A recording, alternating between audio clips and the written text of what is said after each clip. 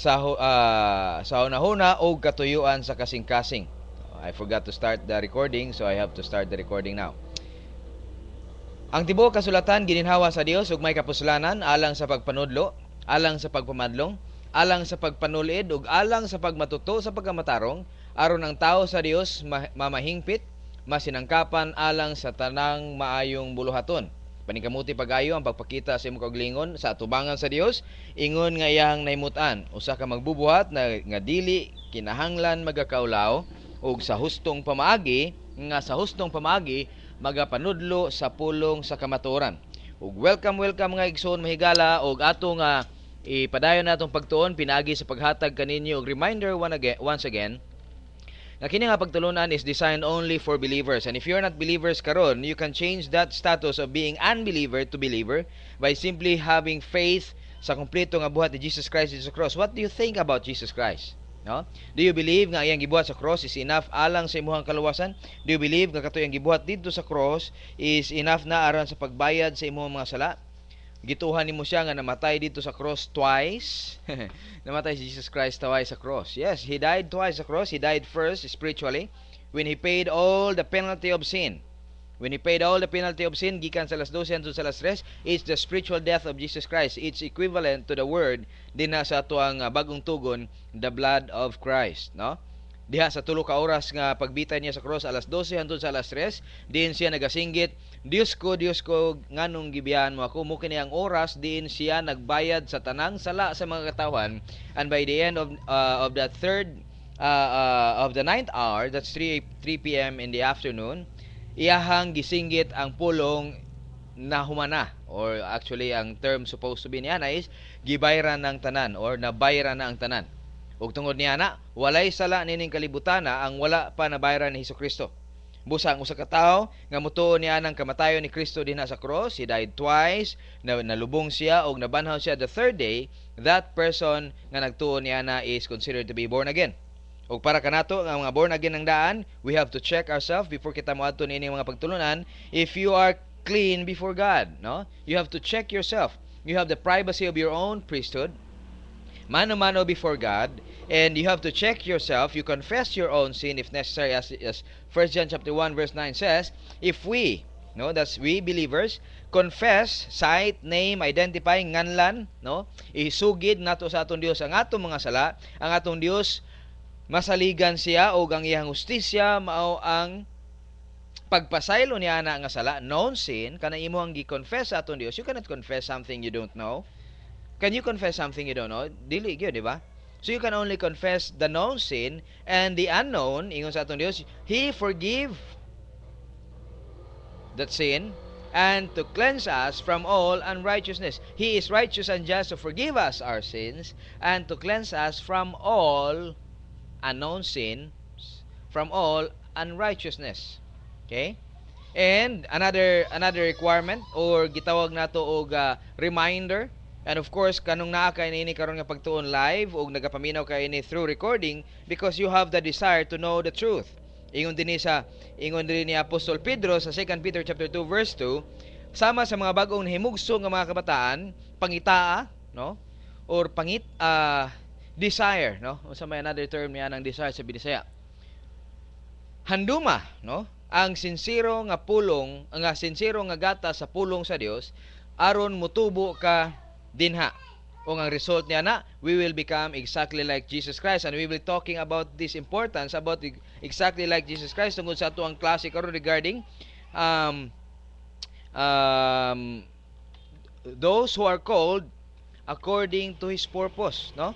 Now before ta moadto ni ana, I would like dili nako siya tawag gini, di nako tanggalan kamo katungod aron pag-check sa imong kagalingon, tagaan natog 10 to 15 seconds. Maybe 10 or 15 seconds nga time to check yourself if necessary, confessing that sin. And after that, we will close out our prayer time o adto sa atong pagtuon. Let's pray.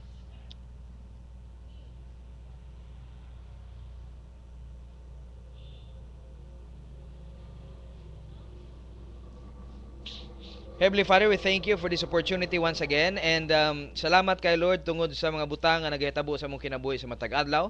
Because of this, Father, we can apply truth sa among kinabuhi. And we understand, Lord, that because of these circumstances, because of the pressure of life, dunay makita na mo, Amahan, if not that we have the capacity to overcome now, kung dili man ingon na Amahan, makita namo nga duna ka paghihapon kami kahuyangon og tungod niya na amo Amahan nga ma-check ka na nga kahuyangon og makumpisal ngadto kanimo aron nga ang kamatuoran nga among natun-an among ma-apply next time aron nga kini nga kahuyangon dinha sa old man ma-change into the strength in the new man. Bisan pa man Amahan, bisan sa kini nga mga kahuyangon, if we are functioning in our new man, that is strength side on our part. And we understand, Father, nga ang kahuyangon nga among nakita is only in the old man o tungod niini nga kahuyangon, tungod sa kahuyangon sa amo ang mga unod, sa amo ang sinful nature, ang among old man Amahan magpagusto niini nga mga kahuyangon. And we are talking about kahuyangon regarding circumstances nga nag-aabot sa mga kinabuhi, simple nga problems nga supposed to be very easy to overcome kung we are functioning in the new man, but it happens to be, Father, nga we thought about the old way, so that when we face about these circumstances, we thought ng buraga, wow, bugat kayo nga mga butang. Bisan pa man Amahan, gibalik na mo kanimo ang pagpasalamat ug mga pagdaig tungod kay faithful ikaw nga bisan pa man Amahan likod ini nga mga failures, kapakyasan, you are still there faithful to let us go on. Okay? And then the number one reason Amahan nganong kabaw mi nganong naa ka dinha faithful nga nagahatag ka na mo Amahan og capacity nga magpadayon paghapon bisan sa likod niini nga mga kapakyasan. Tungod kay di tagaan nimo kami Amahan og dungag nga kinabuhi sa matag adlaw. As long as Amahan duna pay karon nga adlaw nga imong gihatag kanamo, we know that your plan can still happen sa among mga kinabuhi. Now nagagamit kami word Amahan nga among kinabuhi, namo as inclusive or exclusive.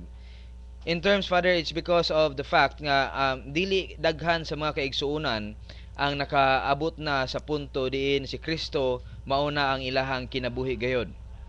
Apan wala ako Amahan naganegate nga dunay mga nagapaminaw niini nga mga mensahe karon nga nakaabot na sa estado diin si Kristo mauna ang ilahang kinabuhi. Diin nakaabot na sila Amahan sa spiritual maturity.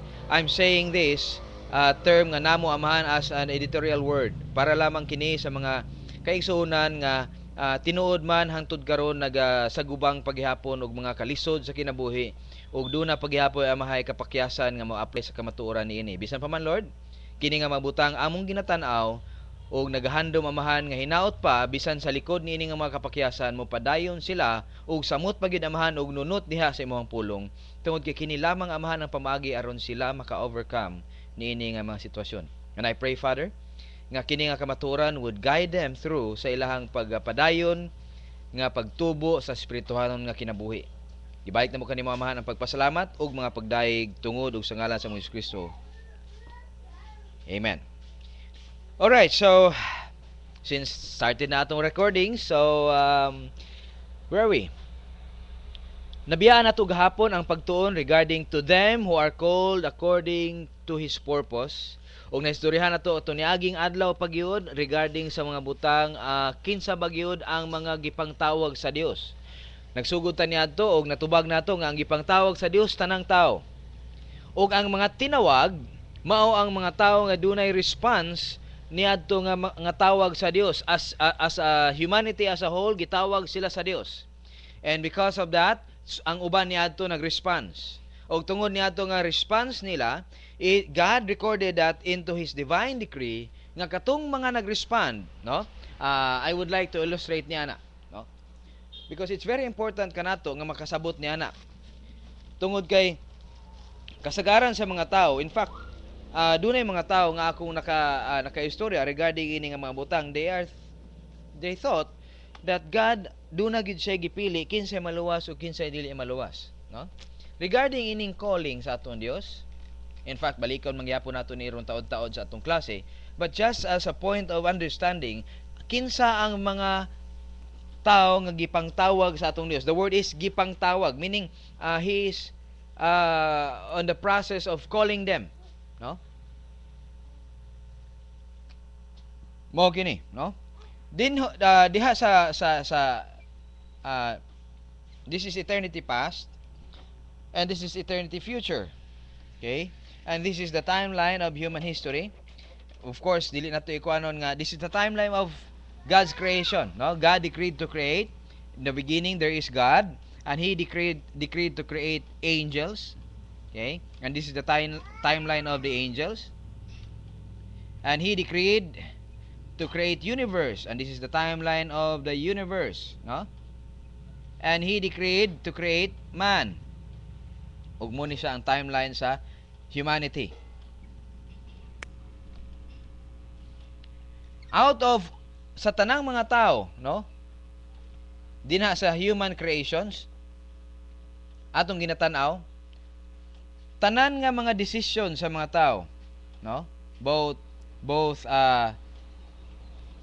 positive o negative volition, okay, is recorded into the programmable side sa ano tawag ini sa plano sa atong Dios. Okay, he decreed nga tagaan niya og freedom ang tao. That's why tungod niya nga freedom, God records every decision of every human being ipanganak nining kalibutan. And in the Rom chep side, the sovereignty of God, and the Pirom chep side is the omniscience of God. O diha nato makitaan nga ang tanang tao tinuod gitawag sa atong Dios. Okay? Apan ang katong mga tao lamang nga dunay response niyan ang nga tawag positive volition sa tawag sa atong Dios, mao lamang kana siya ang gidecree sa atong Dios nga siguraduho niya nga inig-abot sa time nga in reality, no? In reality kani siya nga tao makadungog gayud sa gospel. Tanang tao makadungog sa gospel, tanang tao dili tanang tao makadungog sa gospel, pero tanang tao makahibalo nga dunay Dios. Okay? Sigurado na to nga masabtan nato na tanang tao dili man tinuod tanang tao makadungog sa gospel, apan sigurado nga ang tanang tao nahibaw nga dunay Dios. Ug tungod niya na kinsa man ang mga tao nga atong muna sa atong natanan last time, no? Kinsa man ang mga tao nga sa tawag ni nakahibalo, no, or nangita sa ato ang Dios, positibo siya aron mangita gayud sa atong Dios. Ang atong Dios faithful siya aron mangita or mo provide og tubag sa iyang pangutana. Do na bagyo Dios, no? Do na bagyo Dios. Ug tungod niya na once nga kini nga tao is positive, God will have to provide, no?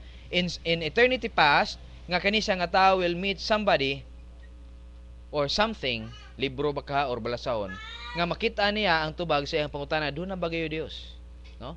Ug sa unsang pamagi siya makaadto or makaduol sa iyang Dios.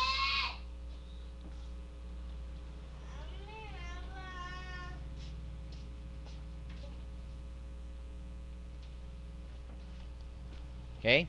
So, sige lang, atong balikon ni siya nga timeline, no? Regarding sa divine decree sa atong Dios, ug tan-aw nato na siya.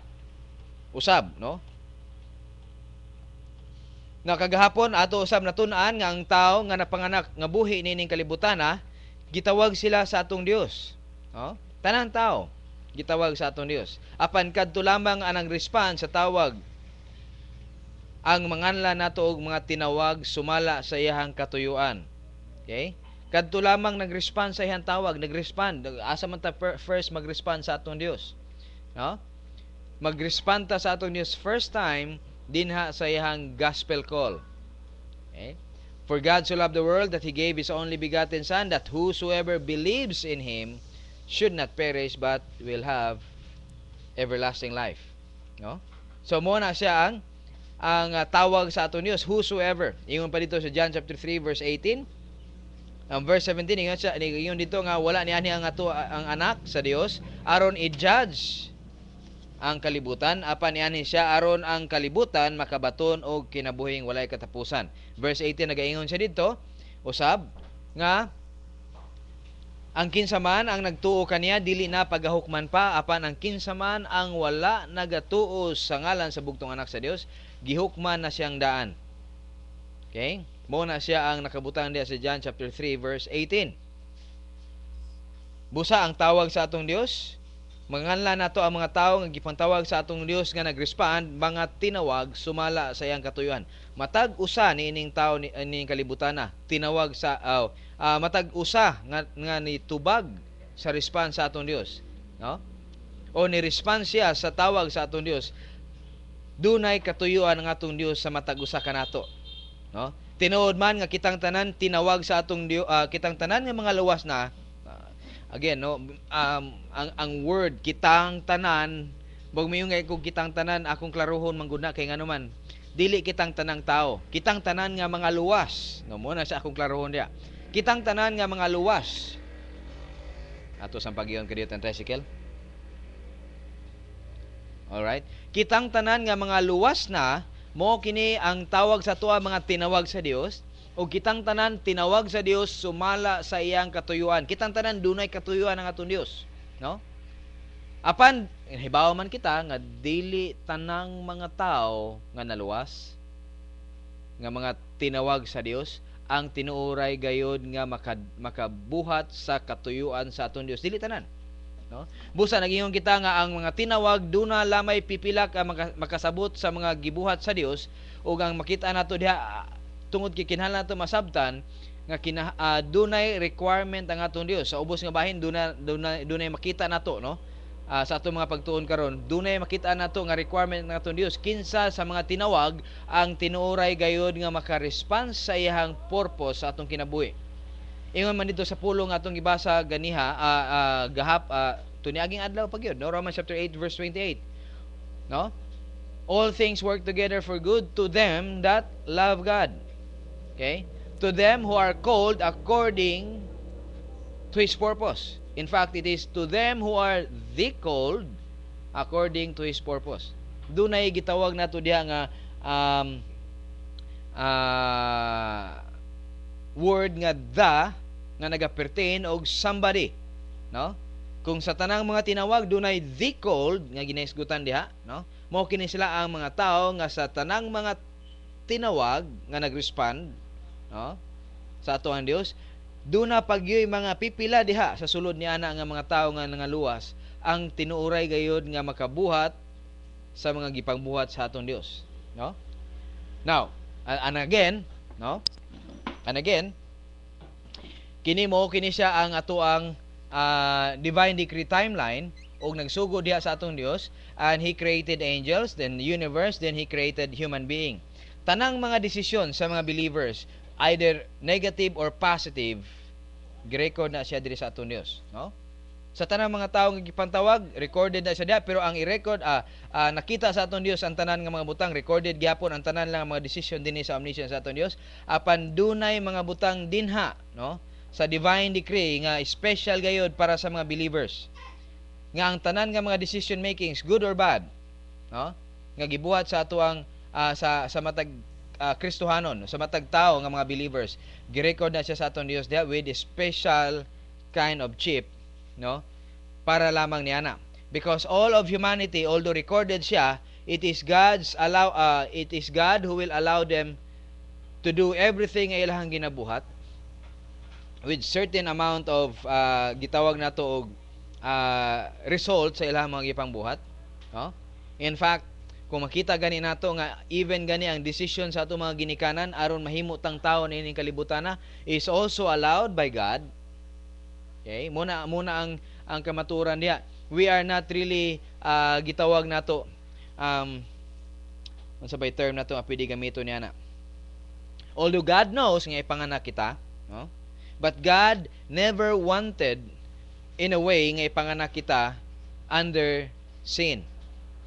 Okay, dili na mao ihang desire supposed to be. Ang ihang desire, no, is for us to be like Jesus Christ. Mo na siya from the first, He created human beings. So sa ito yung let us create man in our image and in our own likeness. Yep, and the first man nga iyang gi-create is really in the image of God. Na atong istorya nga image dili panagway naong, ha. Timanan ninyo na nga ang pag-create niya kang Adam, walay ang atong Dios wala siya ilong. Okay? Sama kang Adam nga nay ilong, sama sa imuha karon nga duna kay dunggan, na kay baba, o na kay kamot, na kay tiil, no? Atong Dios, He is a spirit. And before Jesus Christ became human being, He is also a spirit, ug wala siya tiil, wala siya kamot, wala siya dunggan, wala siya mata, wala siya ilong, wala siya baba, no? So unsa man ang panagway nga atong ginatanaw diri? Ang panagway nga atong ginatanaw diri is the perfect image of God. Perfect image of God. Now, unsa man ang perfect image of God since wa man ka siya itsura, no? It's the essence of God nga atong ginatanaw. Man was created in the same righteousness as God is also a righteous God. Man possess eternal life as God is the source of eternal life. Of course, we are not omniscience, we are not omnipotent, and we are not omnipresent because it's part of the divine decree nga dili ta mapareha sa atong Dios sama niya nga omniscience, omnipotent, and omnipresent, or else we will be like God. Okay? In the form of human flesh. Now, the word like God is that we have the same attributes as God has, cell junior UI. Unsa man to? Okay? Sovereignty, eternal life, love, justice, righteousness, omnipotence, omnipresence, omniscience, immutability, and veracity. No? That's the character of God. That's the essence of God. Now, unsa man ang nasa to ug nasa atong Dios, we have the same righteousness as God is righteous. Okay? And we have freedom. Okay? As God has a freedom in form of sovereignty. Now, we are not sovereign, but we are free. Okay? We are not sovereign, but we are free. Now, let's continue. When God created human being, He wants us to become in His image and His own likeness. No? And in that point, atong ginatanaw, the image and the likeness of God on Adam was destroyed during the time he failed. Because Adam became unrighteous already the moment nga nagsala siya, na fail siya dito sa Garden of Eden. Now, unsay nahitabo karon? You see, during this time sa church age, God would want to create the same image of Jesus Christ, of God in the form of Jesus Christ. Of course, when Jesus Christ came into existence as a human flesh, the image of God came back. You see, the image of God nibalik siya dinhi sa kalibutan, not in the form of the first Adam, but on the second Adam. The first Adam brought death. The second Adam brought life. You see? The first Adam is created righteous. The second Adam, that's Jesus Christ, was born also righteous, no sin nature. Okay?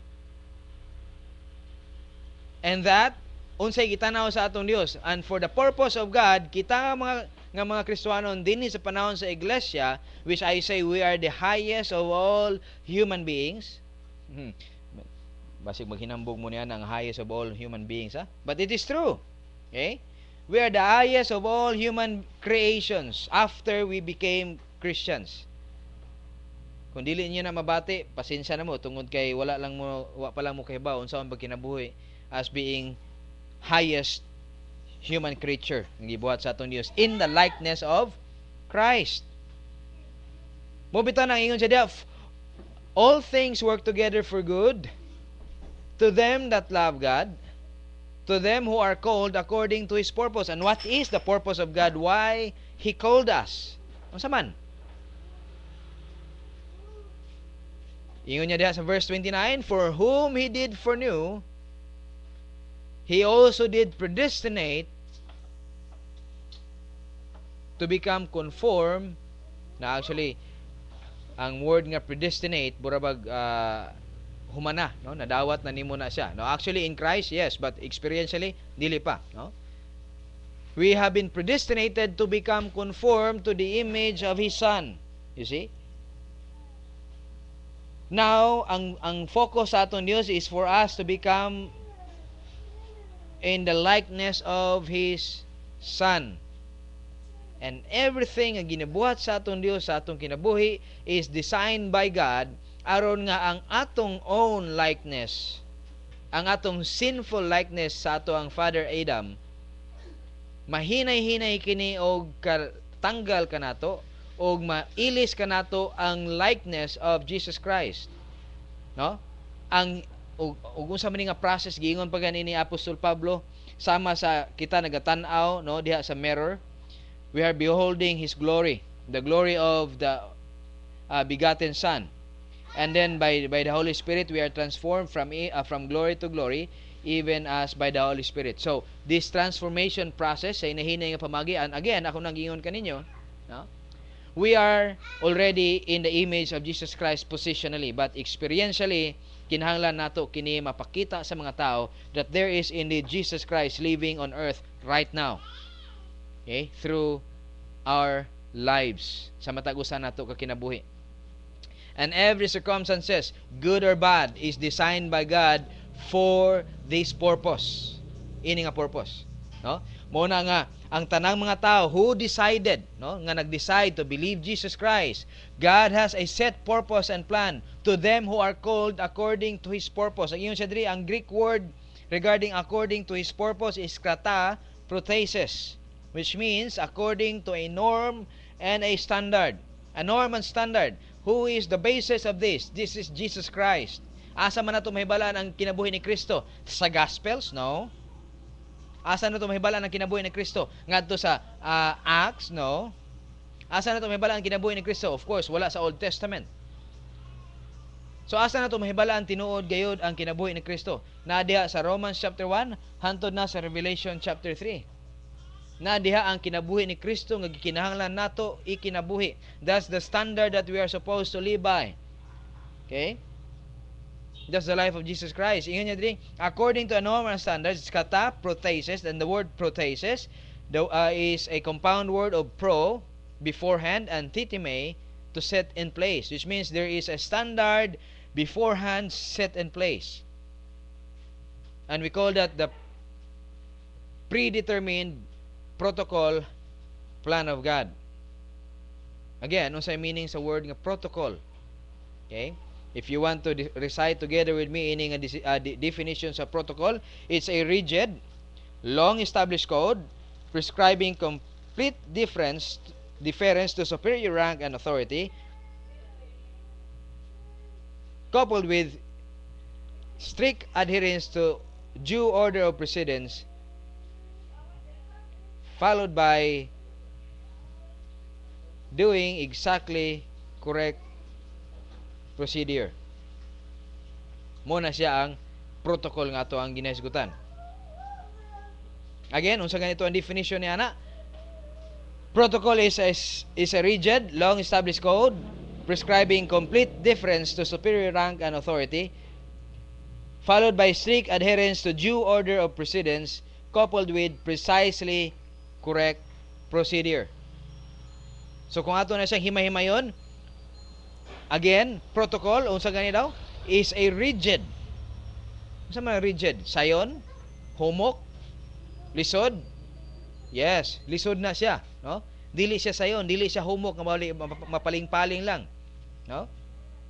A long-established code. Long-established code, yes, because it's designed by God from eternity past. In His sovereignty, ingon niya, mao kini ang akong gidesisyon alang kaninyo. Mao kini ang akong giset order para kaninyo. That everyone who will respond to the call during the church age will have to go into a process of becoming like Christ. And this process is most often, and I say most often times, sakit.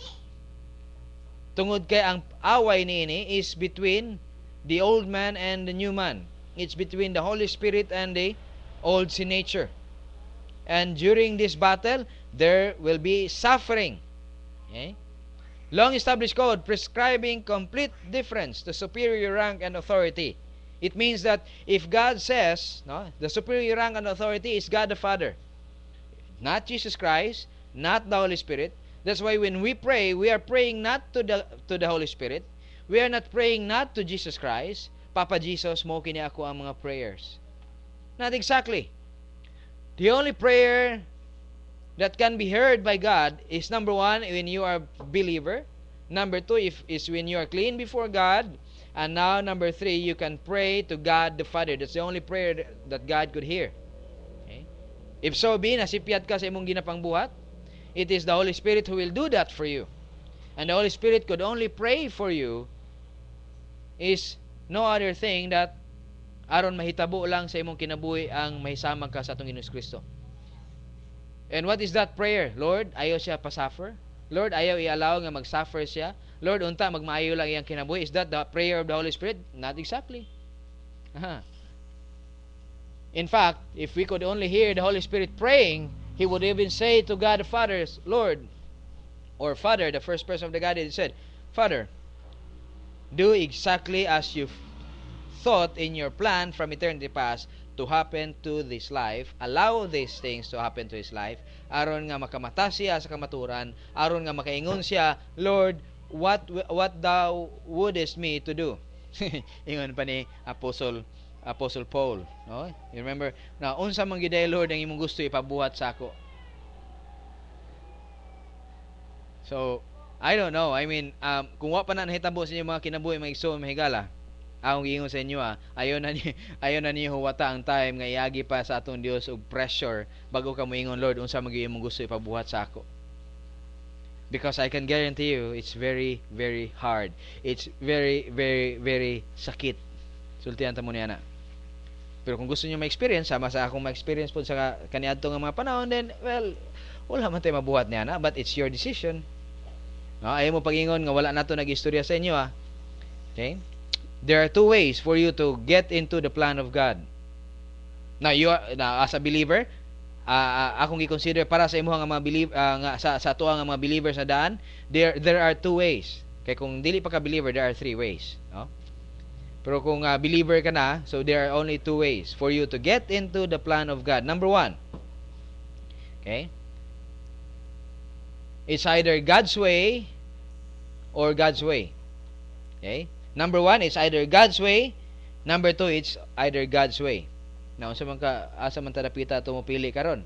Ang number one nga God's way is this. God's way is that positive part. God's way is through the Word of God. When you right now decided, hey, from now on, Lord, I will make it a point nga ako ang kinabuhi matag adlaw, I would like to hear a sound doctrinal teaching. From now on, Lord, not only 1 hour, at least 1 hour a day, Lord, sukad karon, I will have to make it a point, even early in the morning. Kaya mo bitaw na hinungdan nga nung nagamata. And, mura man tayo inig dakpan na grabit, layo na tagamay, no? Pero ako lang na istorya, no? And very important. Nga naman nga ang order of the morning star mo ihatag sa mga believers who have reached highest rank dinhi sa kinabuhi sa kalibutan. Nga inikabot sa time nga mahuman ang Bema Seat judgment, kani nga mga tao will have the highest rank nga ihatag sa aton Dios, the order of the morning star. Nga naman, I've been thinking about that. And nigawa sa kung una-una, siguro nga nung tagaan mi og order na may yung tagmi no, appeal mo niya na kung mo appeal mo sa amo, no, kung ganahan mo appeal sa amo ini nga process, no.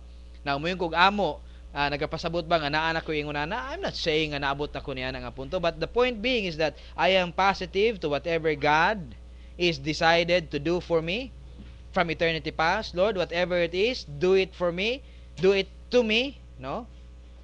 Buhata ka na, Lord, even it is sakit sa kinabuhi, sakit nga biyaan ako ang mga kaniadtong naandan. But if the only way, Father, for me to become exactly like Jesus Christ, then what would you like to do? I mean, doon na ba'y pamagi nga lain, Lord? Ingon pa ni Jesus Christ, katong time magilansa sa cross, siya ingon, Lord, doon na ba'y laing pamagi para mabuhat lang ni imong plano? But even so, Father, do as thou will. Okay? Your will be done, ingon pa ni Jesus Christ. I don't know. I mean, so again, let's go back. So nganong tagaan sa order of the morning star? Because most of these people will not allow their day to start without even the Word of God. Muna sila mga tao nga dili gusto nga magsugod lang kinabuhi ining kalibutan na sa usa ka adlaw nga gihatag sa atong Dios. Nga wala sila pulong sa Dios nga ilang matunan.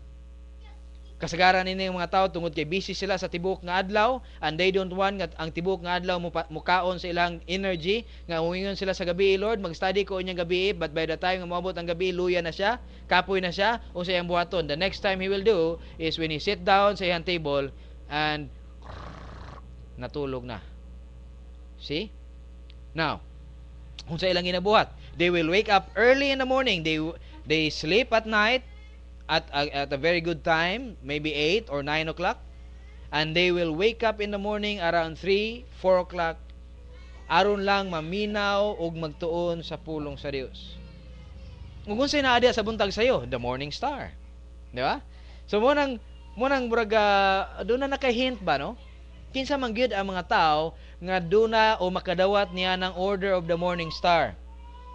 Pasensya na mo sa background na mo because again, we have two toddlers diri, no? Gagmay pagid kayo. And most often by the time paliguan, muhilak, but anyway, okay? By the time nga mabalhin taglain nga location na, we will have the benefit of having no disturbances anymore, not unless kung doon ay brownout. Okay? So let's continue. So that's it, no? Ang atong ginatanaw diri is the predetermined protocol plan of God nga atong ikinabuhi during the church age, that every believer should live by, nga kinahanglan nato gayud masabtan, no? Ang called sa atong Dios, once again, bisan tinuod ang kadaghanan sa kadaghanan sa mga katawo ini mga kalibutana, ang mga kalisdanan sa ilang kanabuhi murabag nag-ingon sila murag wa man ni padtuan, Lord, puro naman lang ni suffering, no? Right here, I mean, I said to you that karon nga lang nga buntag, no? My mom calls. Ako ang mama nagtawag, no? Dong grabe gyud dong lisod yu gayo, no? Umo ni siya nga mga butang. Okay? I don't know. I mean, wala man ko dito sa ilang sitwasyon, no? But the point being is that nganong niabot kaniya nga sitwasyon? Is it God nga nagbuhat niya na sa imong kinabuhi? No? And the answer is no. It is God who allows that to your life, but it is not God who makes that life sa imong kinabuhi nga maging unana. It is not God. Okay? Dili siya ang nag-desire sa imo nga mag-suffer ka, no? No. Dunay suffering atong ginaisgutan regarding suffering because of righteousness, but dunay suffering, and most of the believers are suffering because of unrighteousness. Wrong decisions after wrong decision after wrong decision. Failures after failures after failures. The question is, now that you have failed and failed and failed and failed and failed, does it mean nga ang plano sa Dios dili na matuman sa imong kinabuhi? The answer is no, because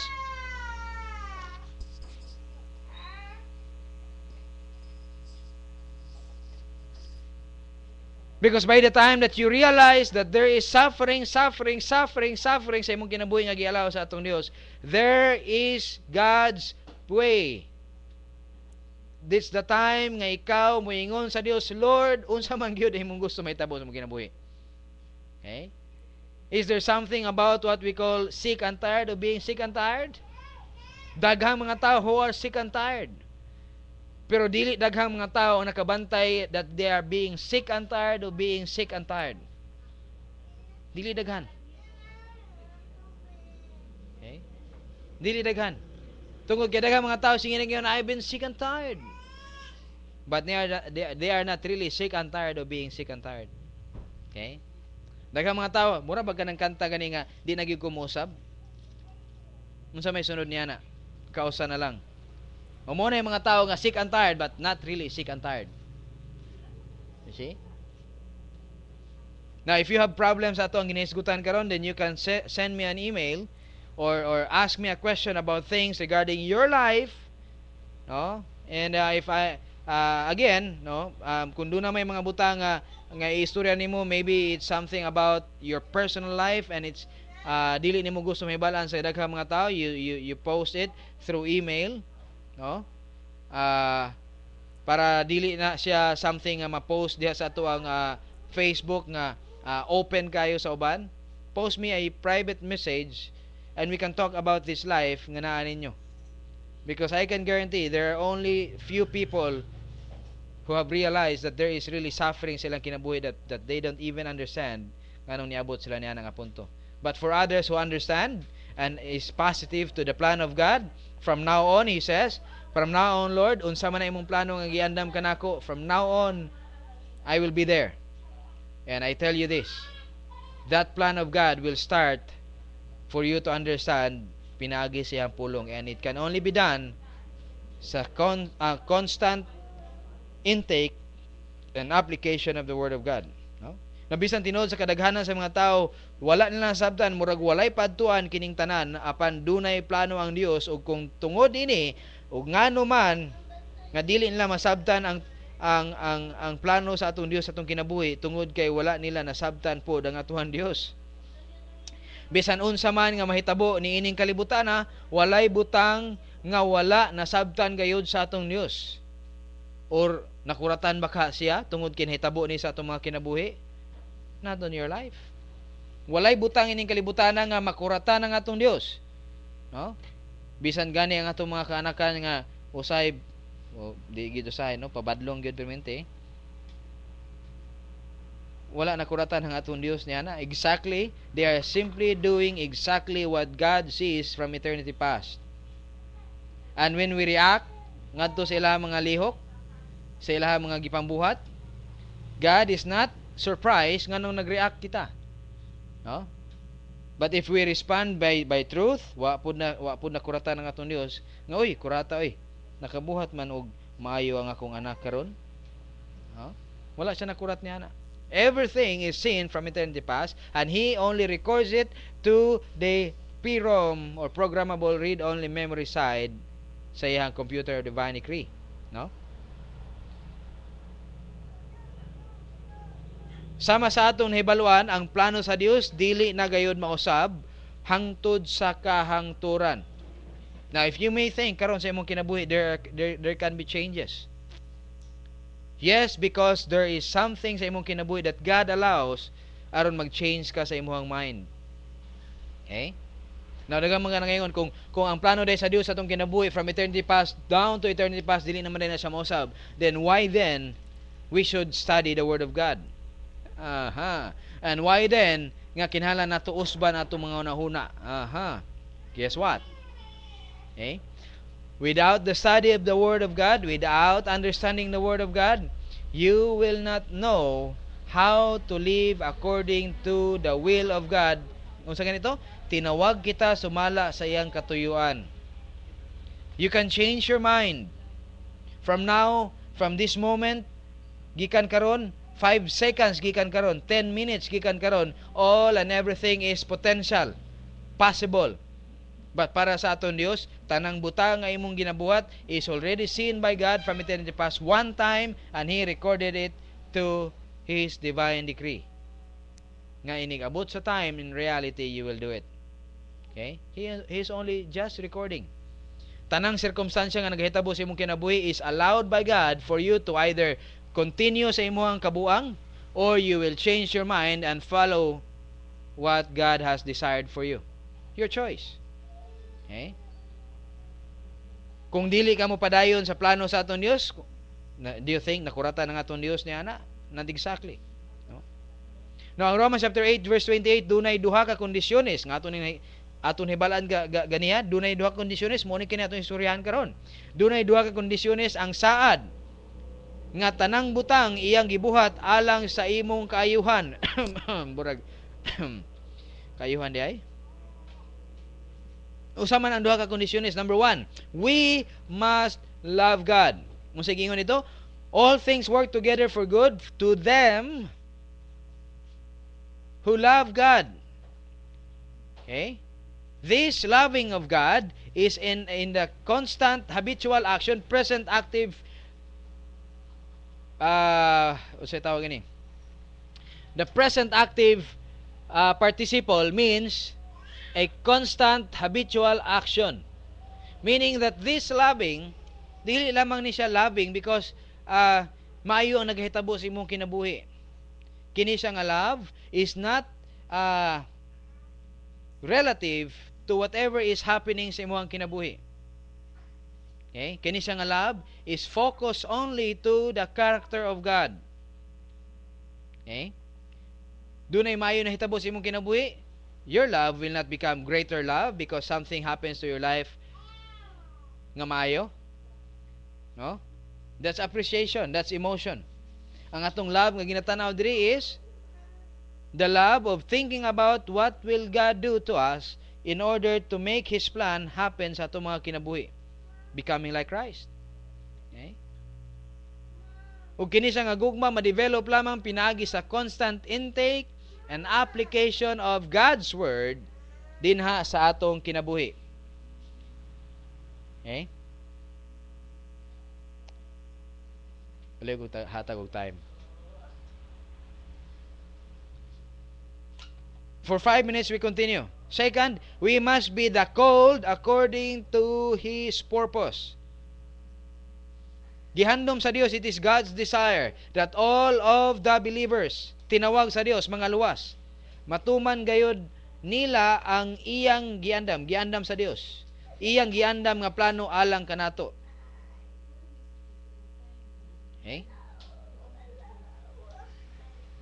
Apan sayod kita nga dili tanan kanato nga mga tinawag sa Dios makatuman niini nga plano, busa insakto gayud ang pagkasulat didto sa Griego nga pulong regarding sa word nga called. The called. Okay? Mga tinawag. Okay? Sa atong Dios. Iyon niya diri nakasulat siya in a present active participle gyapon, so duha ka butang. Present active participle, you will love God constantly, habitual action, constant habitual action of loving God. And second is, to them who are called according to His purpose. To them who are the called according to His purpose. And it's also in a present active. The word who are is a present active participle indicating a constant habitual response to the call. God is calling you to, hey, get back to the plan. Okay, get back to the protocol plan of God. Get back to the protocol plan of God. And how did God calls you? Sa pamagi sa nagatawag sa mo to get back to the plan of God through the circumstances of life nga naa ka ni anang imong kinabuhi karon. The pressures of life that you have. Okay? Get back to the plan. Get back to the plan. God is always calling us through the life situation nga naa tayo ining kalibutan. Okay? Kung kamo karon nga naa dinha nagapaminaw, especially you are suffering right now because of wrong decisions after wrong decisions after wrong decisions from the past. And right now you are reaping the consequences sa imong wrong decisions kaniadto. I tell you this. Walay sirkumstansya sa kinabuhi ang makapugong sa atong Dios sa iyang plano sa imong kinabuhi. And we have an example for that. Apostle Paul, napriso siya. Remember, unsay giingon sa prophet Agabus kaniya. Paul, kumuadto kaniya ng lugar sa Jerusalem, ibahin kanila something like this. And Paul, no, tungod sa iyang desire that his own brethren in the flesh, Israelites, maluwas man pod, makadungog man pod ini nga gospel, no? Pero pag abot niya dito, sinitabo niya, instead nga maminaw sila kang Apostle Paul, giyon sa si Paul, gipriso siya. But does it mean tungod kay napriso si Paul, it's something to do with, well, di na matuman ang plano sa Dios sa akong kinabuhi, kinapriso nako. Wala na undang ang plano sa Dios sa kinabuhi ni Apostle Paul. Si Paul, wala po siya nag-ingon nga, Lord, humana Lord, tama na, wala na gyud ni. No. He still remained positive to the call of God. He is constantly and habitually responding to the call of God. Every day siyang kinabuhi. God says, Paul, you may fail, get back to the plan and I will make that suffering for your blessing. Huh. I don't know.